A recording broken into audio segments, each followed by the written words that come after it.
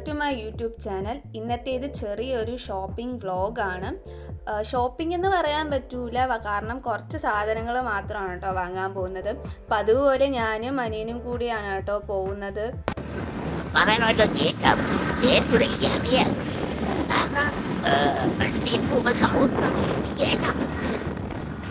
അവനോട് വീഡിയോ എടുക്കാൻ പറഞ്ഞപ്പോൾ എടുത്ത വീഡിയോ ആണ് കേട്ടോ. എന്തൊക്കെയോ സംസാരിക്കുന്നുണ്ട്.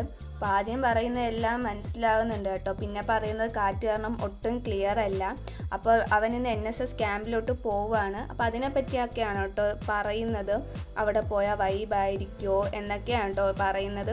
അവിടെ നിന്ന് ഞങ്ങൾ നേരെ ATMലോട്ടാണ് പോയിട്ടുണ്ടായിരുന്നത്. അവിടെ ചെന്നിട്ടും വീഡിയോ എടുത്ത് എന്തൊക്കെയോ എന്നെ കളിയാക്കി പറയുന്നുണ്ട്. അവിടെ നിന്ന് നേരെ ഒരു പ്രിൻ്റ് എടുക്കാൻ വേണ്ടി ഒരു കടയിലോട്ടാണ് പോയത്. അപ്പോൾ അവിടെ കുറച്ച് ചാർട്ട് ഉണ്ടായിരുന്നു കേട്ടോ. അപ്പോൾ അതും കൂടെ വാങ്ങിച്ചിട്ടുണ്ടായിരുന്നു. ചാർട്ടും ബാക്കി കുറച്ച് സാധനങ്ങളും വാങ്ങാണ്ട് അതൊക്കെ വാങ്ങിച്ചിട്ടുണ്ടായിരുന്നു. അവിടെ നിന്ന് കുറച്ച് പ്രിൻ്റ് എടുക്കാനുണ്ടായിരുന്നു കേട്ടോ. വിഷൻ ബോർഡിലേക്ക് വെക്കാൻ വേണ്ടി കുറച്ച് ഫോട്ടോസൊക്കെ പ്രിൻ്റ് എടുത്തുകൊണ്ടിരിക്കുകയായിരുന്നു കേട്ടോ. അവിടെ നിന്ന് പ്രിൻ്റെല്ലാം എടുത്തതിന് ശേഷം അടുത്തുള്ള വേറൊരു കടയിലോട്ട് പോയിട്ടുണ്ടായിരുന്നു.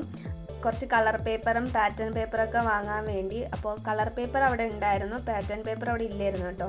അപ്പോൾ അതെല്ലാം വാങ്ങിച്ചിട്ട് നേരെ അടുത്തുള്ളൊരു ബേക്കറിയിലോട്ട് പോയിട്ടുണ്ടായിരുന്നു.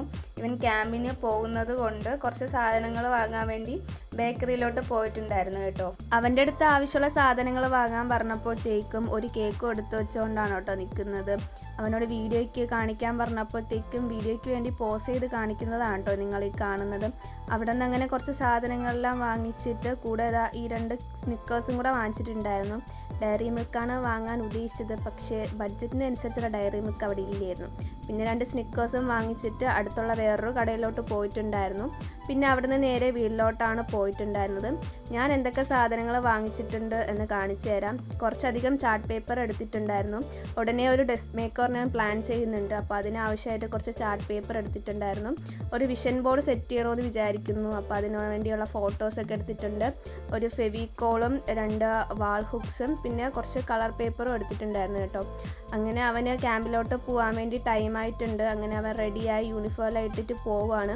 അവനേക്കാളും വലിയൊരു ബാഗും തൂക്കിക്കൊണ്ടാണ് ആൾ നിൽക്കുന്നത്. അതാണ് അവന് നിൽക്കാൻ പറ്റാത്തത്.